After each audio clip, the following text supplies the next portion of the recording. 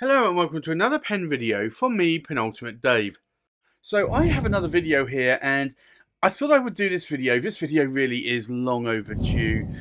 With all of my ink comparison videos, I get asked at least once, if not multiple times on each of the videos, what is that pen that I'm using? And I have done a review of, I think, two of these pens, this green one and this purple one. These are all 3D printed, and these are 3D printed by a guy in the UK called William Shakour. And if you don't know William makes these 3D printed pens and also accessories as well.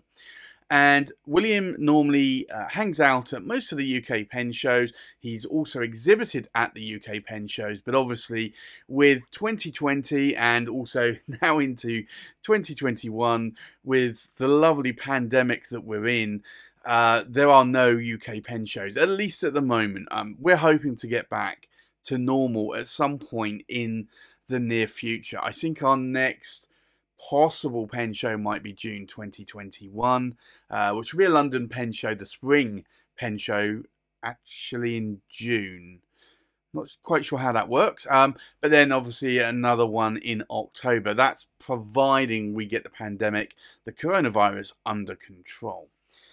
So I just wanted to really do a video here of some of the great work that William is doing, and I know other people have reviewed some of his pens as well. So first off, I thought I would show you these. Now these are quite interesting. I saw these back in, oh man, I want to say, so 2020 was the start, March 2020 was the start of the pandemic. I want to say I may have seen these in 2019 at the Southwest Pen Show. Maybe it was 2020. I'd have to look back on my videos. But William had a couple of these here at the pen show, the Bristol Southwest Pen Show in the UK. And I looked at these and I thought these were really good. These are actually ink pots or inkwells. So the idea is that if you are having trouble filling a pen, let's say, let me try and find a vial, or it doesn't have ink in it, but let's say you have a vial, you can tip the vial into here and you can then dip your pen into here. And if you look at this, right, this is how deep this goes. So it goes all the way, say, up to here. So that's quite a deep well of ink.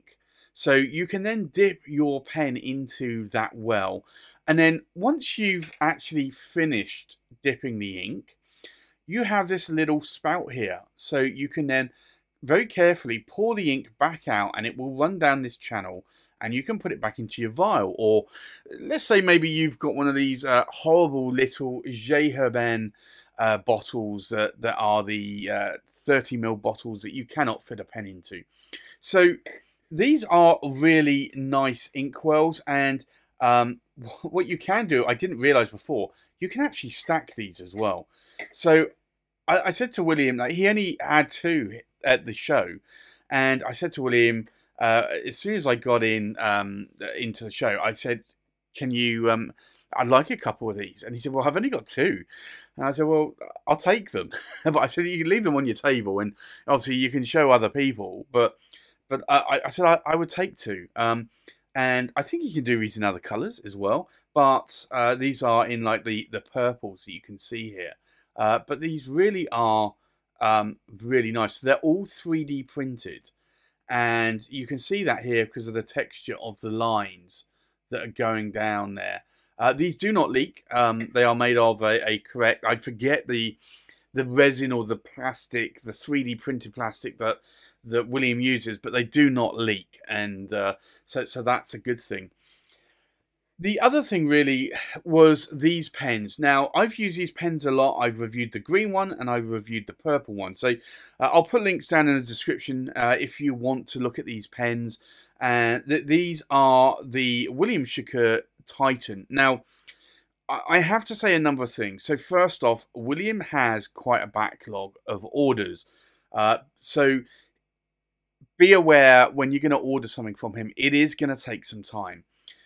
Second of all, these are the faceted pens, and these are all 3D printed with a proper piston mechanism inside.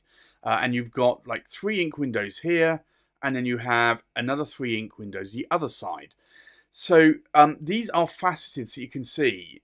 Now, William has stopped doing these faceted versions, and the reason being, honestly, is that it takes him a lot of time to try and sand and smooth these down to a really nice polished sort of look there. So he's gone and started making more rounded versions, so no facets. He will actually make a faceted version if you ask, but I think it will probably be a little bit more expensive because you're basically gonna you're taking up more of his time. So I think when William and I have spoken on a number of occasions, he said that it takes 3 to 4 times longer to polish the pen than it does with a faceted version compared to the rounded version. So this is the green version of the pen. Now, this you'll see doesn't have a nib in it. Well, it's because I've put it in this one here. So that's the green version. You can fully disassemble these pens for cleaning as well. We have the red version here, which again is the faceted version. And you'll see here you've got 3 ink windows, and then you've got another 3 ink windows there on the other side. Now, this does have a nib, and these come with a number 8 size Bock titanium nib with an ebonite feed, and you can see that feed profile there. These are really lovely pens. They are very flexy, very bouncy, and I really do love how these write. So when I got to try these, I think it was at another pen show that William was at. I think it was the Litchfield pen show in the UK in June one year. I got to try one of these, and it was the first time I saw the pen, and I really liked the writing experience of these nibs, and I like number 8 size nibs. So I decided I would order. I think I wanted a purple one, I think, and then whilst he was making that, I said, "Hey, look, do me a green one as well." So these nibs are all medium nibs, the titanium nibs, but you can see that there. And these nibs do unscrew like you saw there in the green pen. But these are just beautiful 3D printed pens, and they're polished to a high standard. They do have a full piston mechanism in here. And I think, I can't remember exactly, but I think when I filled that up, it was something like 5 or 6 milliliters of ink that these pens hold. So these hold a massive amount of ink. However, they are very wet writing nibs, so I still go through them pretty quickly compared to maybe some of my other pens that hold around 2.5 milliliters of ink. We then have this pen here, and this is again another William Shakour Titan, again another faceted pen, and this is a purple one, and you probably, it looks more black, but you can probably see around the facet lines that there is a tinge of purple coming through. I did think this was going to be a little bit lighter than it actually turned out, but I do like it, and I keep telling myself it's not black because I don't normally use black pens, but it is a purple pen. And again, they all have a number 8 size Bock titanium nib, and let's see, it's not inked. So all you do is you literally hold the nib and you unscrew it, and voila, that's the nib out there. It's very easy to remove these nibs, and it's just it's a great pen to write with. You do have the threads down here. You have a tapered sort of concave section there. These are big pens. You can post a cap, but it's not secure, so it will wobble around. It's not meant to be posted. Come on, like, this is a massive pen, honestly. Not only in length, but in girth. So you really don't want to do that. You can unscrew the sections from the body, and I'm going to have trouble getting this to screw in. There you go. So there you go. William has done a little bit more to actually improve those threads, I believe. This was one of the earlier models there. that I sometimes have a little bit of difficulty capping that thread. And then there was this one, and strangely enough, at the same pen show that I went to, which was the Bristol Southwest Pen Show, where these were, William had one of these, and he said it was a prototype, and he said that it was somebody else on Instagram, I can't remember the name, so apologies if you're watching this, asked if they could have a dip pen. And he said, sure, I'll make one for you. And he had this, it was a prototype there at the pen show. And it literally had only just made it, I think, that week before. And he had it at the pen show, and I said, I really want one of those. And he said, well, I don't want to give you the prototype, but because it's not perfect, but I will make you one. So this is it, and I love this design. It's got the normal sort of dip pen tail that you have here. You've got a lovely bulbous sort of body here. And then you've got a concave section there. And this is just really, really perfect to hold. And again, you can unscrew these nibs. They are super easy to unscrew. And you can see there, it's a Bock titanium number 8 size nib. And as much as I like dip pens, and I do have dip pens, I just find that I don't get on with them. I find them too scratchy. So these are the pens. Like, I started out using these on doing my ink comparison videos. And then when this one arrived, I switched to using this one. So some of my earlier videos, you will see probably either a green, a purple, or maybe even the red dip pen that I was, well, not dip pen, but I was using these Titan pens as dip pens, dip nibs, to do the ink comparison videos, the early ones. And then I switched to this one, and this is the actual dip pen. Now, you can also unscrew the tail as well. And the idea William was saying is that, like, he's hollowed out the whole of this down to about here, I think. Yeah, down to about here. So all of this, you could actually fill maybe with water, or you could fill with beads. And you could basically add weight to the dip pen if you wanted more weight to it. Honestly, I don't need weight to it. Like, I do like weightier pens. I do like pens that are girthy and lengthy. But for me, I just don't need that in this pen. Like, this is just perfect as it is. So I just use this as a dip pen. So I will dip it. When I'm doing the ink swatch, the ink comparisons, I'll do the ink swatch with some Q-tips. And then I will just dip this in the ink bottle and then just write with it. And then I can then just clean that off in a bottle of water.